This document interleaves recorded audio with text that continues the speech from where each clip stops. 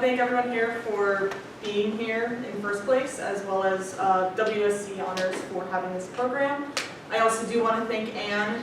She has been absolutely amazing to work with in this past 2 semesters, especially because we hadn't really spoken prior to this project. So it literally was me sending her an email and it all went from there. So as well as my friends, my partner, and my family for not just supporting me in this project, but also supporting all of my academic endeavors. I would not be in this place, this deck would not look as good as it does without your guys' support and input. So whenever I tell people that I'm designing a tarot deck, the first thing that people ask me is, what is that? Which is, by all means, an absolutely fair question. So a tarot deck, in the context of Rider-Waite-Smith, there are many different systems for tarot. This is one in dozens. And it can be defined as 4 suits with court cards, which is the Ace or 10, a Page, Knight, Queen, and King. And this side of the deck is incredibly similar to a French suited deck, which is your average set of playing cards that I can about guarantee everyone in this room has used. The thing that makes tarot separate from those French suited decks is this 5th suit that includes 22 cards. Each one is individually unique. And in some interpretations of tarot, they also tell a story. So typically, nowadays, tarot is used for various forms of divination, depending on somebody's personal practices, self-reflection, as well as an art medium. And as an art medium is the approach that I took with this project. We will start off by going over a little bit of the history, and it was a rabbit hole going through the history of tarot in so many branching off theories and claims. My paper goes into China and India as origins as well, but I decided for the sake of time to stick with the part that is most relevant to Rider-Waite-Smith. And this claim is that tarot originated from Egypt. So in 1939, archaeologist L.A. Mayer found a deck from the Mamluk Empire. This had 4 suits, 10 cards each, and 1 court card, and each suit was swords, polo sticks, cups, and coins. If you are at all familiar with tarot, this is very familiar to you except for the polo sticks. But unfortunately, they did not have a 5th suit of individual cards. And that's the issue that I found with pretty much any of these claims, is that they resembled that French suited deck that I mentioned earlier, rather than having that 5th suit that makes tarot tarot. Going forward a little bit to roughly the 1400s, Italian painter, excuse my pronunciation, Michelino da Bezzoso was commissioned to paint a deck that included a 5th suit. And each suit was depicting birds, and this 5th suit had various Greek gods and goddesses. The only record of this deck in particular is from Venetian military captain Jacopo Antonio Marcello, and he sent this deck as a gift that was accompanied by a letter. The issue with this scenario as well is that this letter only makes mention of the deck, but the deck itself was never actually recovered. And going forward a little bit more, where essentially a bunch of artists kind of saw this format of making cards and began to make their own interpretations of that format.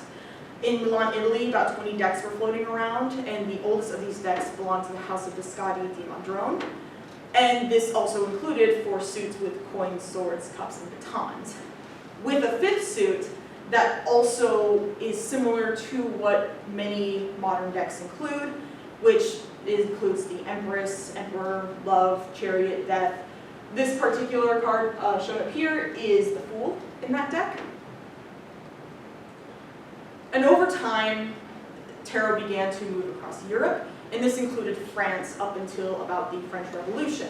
And during this time, there was a lot of social instability, there was a lot of distrust in the current government, and one group that was created was Freemasonries. The goal of these groups were to bridge the gap between social classes, promote male hegemony, which is basically just men only, as well as develop different traits of capitalism. And these groups ended up having a sense of exclusivity over time. And then as leaders began to change, religion began to get involved, and then you get into the side of tarot where you bring in the occult. One group in particular, the Hermetic Order of the Golden Dawn, which lasted from about 1888 to 1903, they used the Egyptian myth, the Book of Thoth, to kind of point to, like, this is what's going on, essentially. And a priest from this group, Antoine Court de Giblin, used tarot as a point of interest, and he claimed it to be the source of the mystical and the astrological. And this became a focal point of these groups to get more people involved. Going forward a little bit more, we actually get to Rider-Waite-Smith, where Arthur E. Wright set out to put his ideas into a tarot deck. And William Rider and Son published the deck itself. And Rider-Waite is the technical way that the deck is, like, legally referred to as far as copyright goes. The illustrator of the deck, Pamela Coleman Smith, was never actually included in the official title of the deck. But it took her 2 years to complete it. She did it through lithography, which, to put it simply, lithography is just using the separation of water and oil to press an image onto paper. One thing that I do find really interesting about this deck in particular, this is the High Priestess, is that her signature can be found on every single card of the deck. And in some cases, it's almost hidden in just the general texture of the pieces. And some people have asked me, River, you're a computer major, what is this? And you'd be right. That's why I coded a website. So this was for my advanced web development class. This is my final, actually. Hopefully, this is done through GitHub Pages, or hosted through GitHub Pages. Hopefully it works. I don't know how stable or if it will be laggy, and if it doesn't work, I am so sorry. I do ask that you stay on the front page that you were originally taken to. The other 2 pages is just the abstract, the paper itself, and then another website for portfolio purposes. You're welcome to explore those afterwards, but for the sake of simplicity, stay on that first page. Are we all on the same page? Yeah. Awesome, awesome. Now for the fun part. We'll first talk about the illustration of the major arcana, and then we'll go into the minor arcana, and we'll go into printing. So in order for us all to have an understanding of how any of this happened, we all need to have a collective understanding of how clipping masks work. Bear with me a little bit. So this is done in the drawing program Krita. And in this example here, you have 2 layers that are just on top of each other. They're not interacting at all. They're just sitting there. You put them into a clipping group, and this top layer here, there's this little A right here, it might be a little hard to see, I apologize, that is clipped to whatever object is below it and can only be seen within the parameters of that bottom object. And then if you have multiple objects that it's clipping to, where there's only this one A here selected, and then you have many layers underneath, you can change whatever effects, whatever opacity of those layers, make that area a gradient, and mess with the layers as you please, and you begin to see, hopefully see, a little bit of how the major arcana was put together. The major arcana is actually inspired from scratch art, where it's the black paint over top scratched off and it's kind of rainbow underneath. And going into the illustrations and the drafting process, there was a lot of changes made, primarily to the colors.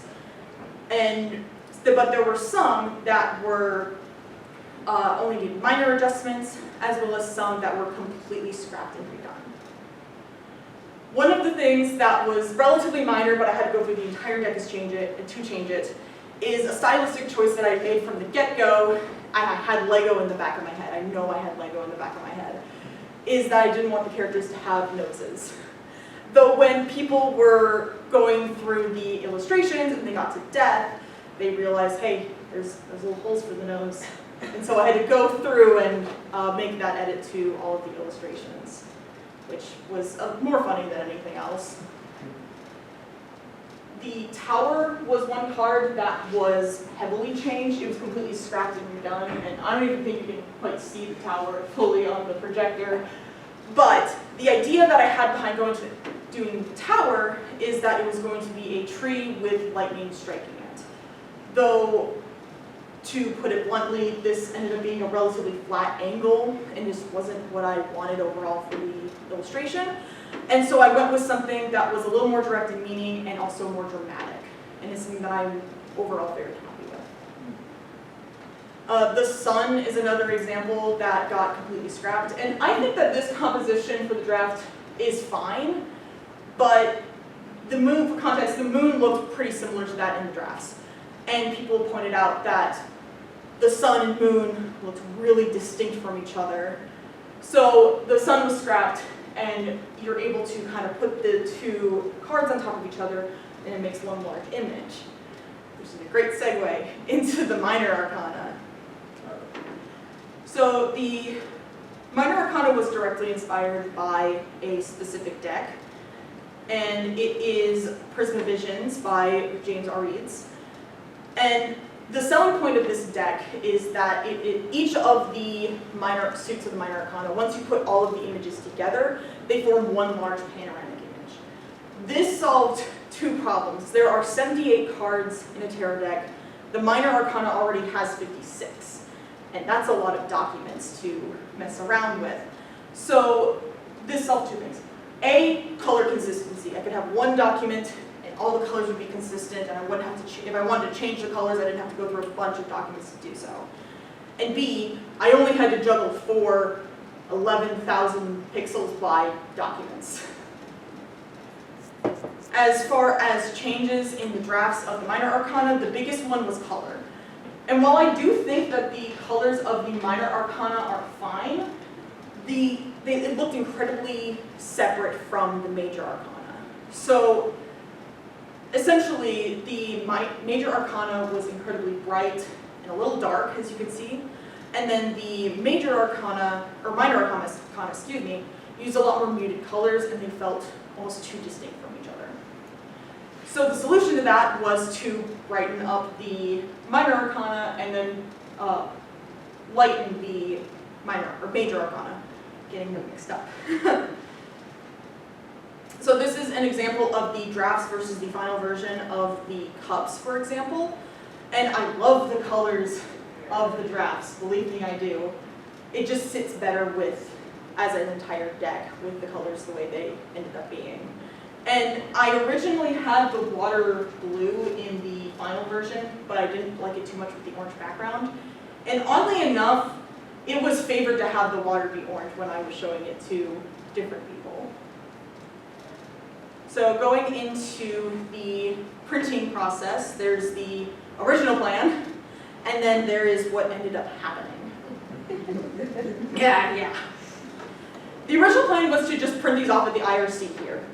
And the idea was to just print them on both sides and then hand cut them out, and it'd all go great. However, if you have ever printed something off on both sides of a sheet of paper, you know nothing lines up. So there is something called slip that happens, and the next slide shows an example of that. And I was also having issues with how the colors would lay on different types of paper.